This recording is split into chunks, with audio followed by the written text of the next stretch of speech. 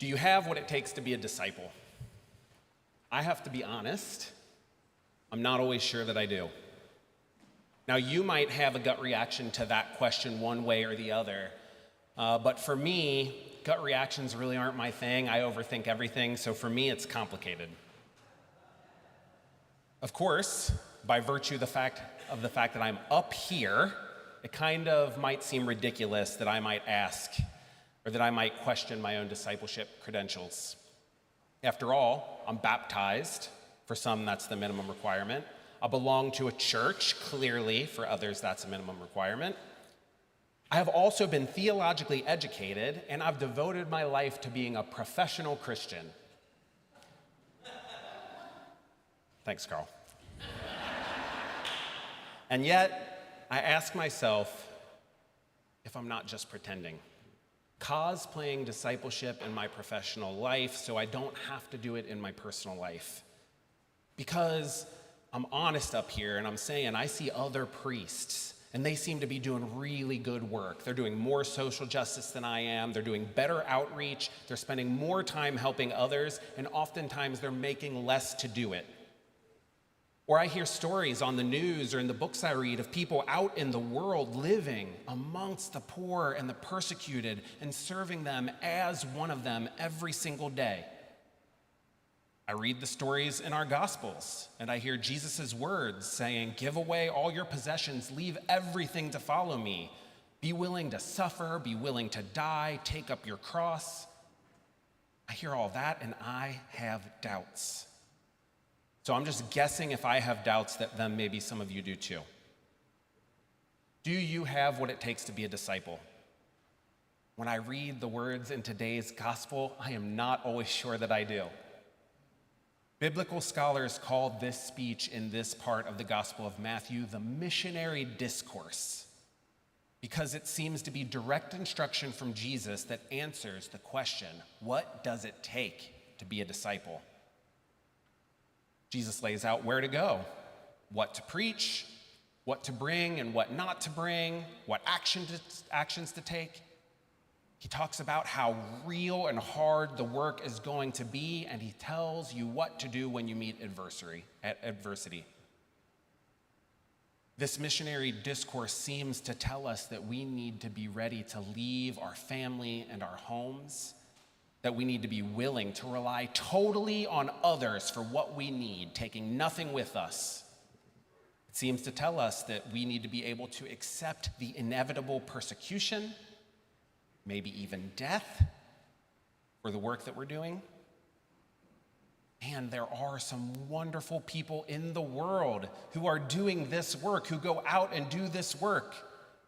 Some of us even have done this work at times, have gone on mission trips, have served in ministries that give us a taste of living like these apostles that Jesus has told these things to.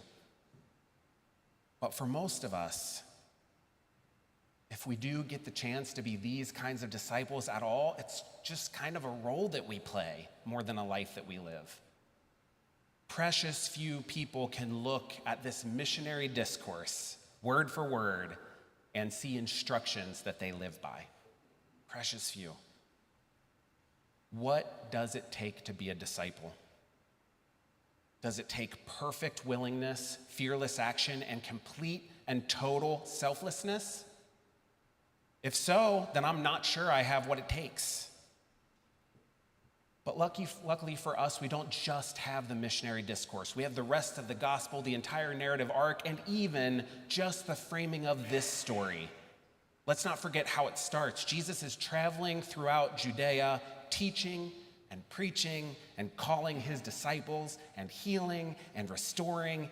And then, when he saw the crowds, he had compassion for them because they were harassed and helpless, like a sheep without a shepherd. You know, the crowds that Jesus came to were full of people. The crowds that Jesus fed and healed, the people that he called to be disciples to them, the people that he proclaimed the good news of the kingdom to. Some of them lived in extreme poverty.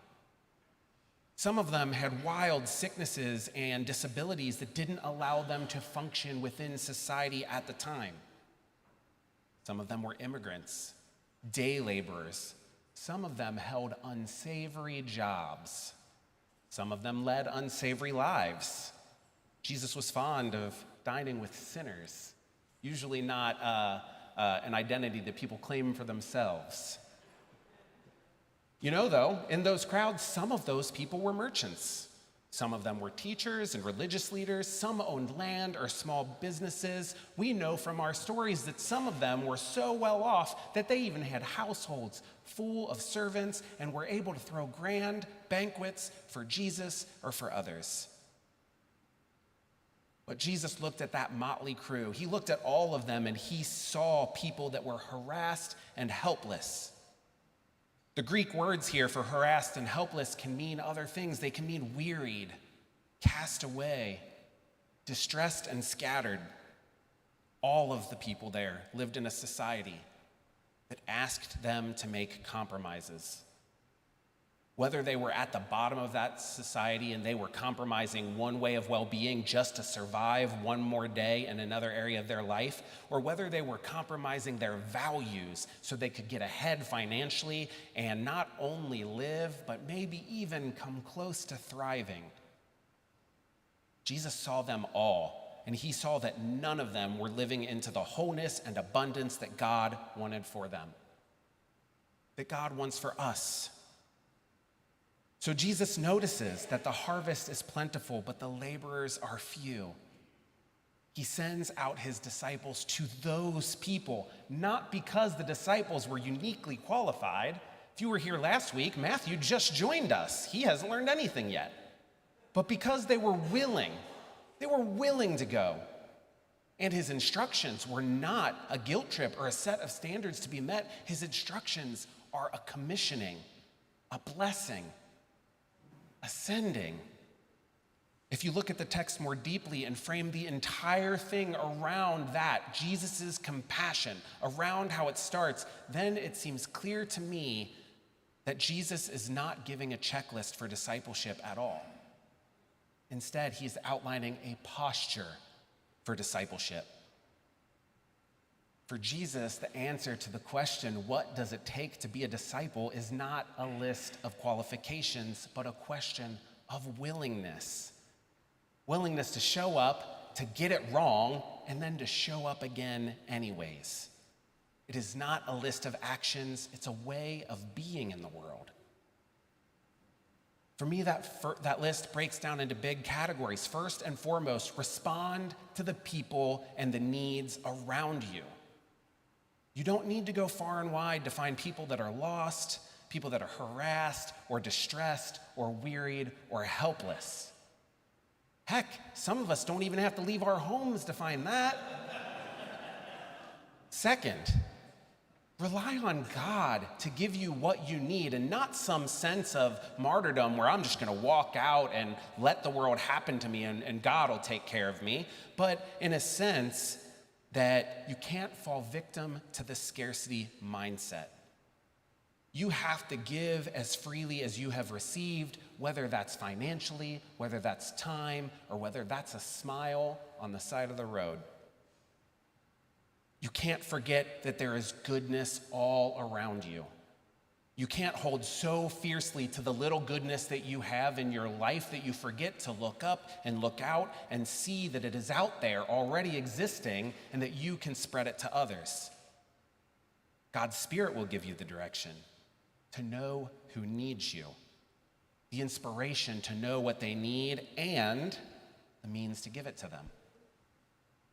And finally, don't force it. But also don't let rejection stop you. It will be hard. There will be people who disagree with you. There will be people who shun you, maybe even cut you out of your life. People will say things like, oh, the pulpit is no place for politics, Brad. But don't let that stop you. Even if they're right, you're doing the best you can, and it's about willingness to get up and try it again. Listen to the feedback and try it again. It will be hard. Not everyone will be open to what you have to share. But don't get stuck. Don't spend your time and energy trying to convince those people that they need what you have to offer, because it's not about conversion. It's about showing up for them in the way that they need, not in the way you need. But also, don't let yourself convince yourself that they don't need what you have to offer, or that what you're offering is not worth giving. Don't let yourself be convinced that you are not utterly and deeply needed by God and God's world, whether that's in your house, whether that's in the street, whether that's in this church. Go on carrying forth the work of healing and restoration everywhere you go, to your family, to your friends, to your coworkers, to the people you hardly know, to your church, in the streets, and heck, if you have the energy for it, even out there in the world and mission trips and all the other things. What does it take to be a disciple? The reason why I'm up here, even though I have all those doubts about myself, is because I'm pretty sure that all it really takes is an openness to hear where God is calling you, a willingness to respond to that call in the best way you know how, the ability to mess up and still get up and try again. But yet, even with that broad definition, I'm still not always sure that I have what it takes. And the reason why is because I am not just a disciple, I am also a member of that crowd. We all are, at least a little bit. We're all a little harassed or wearied, scattered, distressed. All of us have felt those things. Some of us are feeling that right at this moment. We're all compromising something in our lives. That's the way the world works. So, do I have what it takes to be a disciple? Maybe on my best days, but I do have what it takes to get up and to try again. I have what it takes to show up, to be willing, and I can try my best to be open to what God is asking of us. And the best part for me, and I'm hoping for you too, the part that keeps me coming back and trying again and again and again, is that we are blessed that we have each other. When each of us individually is at our best, we get to be the disciples for those around us, the other ones of us who aren't. We get to serve and love and help and heal. But when we individually are struggling, when we are just faces in the crowd, we get to look around and receive God's abundance that is on offer all around us, sitting next to us in the pews, sitting behind us at the peace, gathered around the altar rail or at the steps for communion. And maybe that's the answer about what it takes to be a disciple. It's exactly this. Not that you have to be in church, though please keep coming. But just showing up and deciding with a group of people, deciding together that we are going to try, that we're going to respond to the needs around us, whether that's a friend sitting next to us or a person on the side of the road or a fellow traveler driving near us. We're going to respond to those needs and rely on God to give us what we need and refuse to let the hard parts stop us. Do I have what it takes to be a disciple? Do you? It's a good question. I think we do, together at least. Not because we're qualified, because, goodness, I do not feel qualified, but because we are willing. And it turns out, if you read the whole gospel, that is exactly enough. Amen.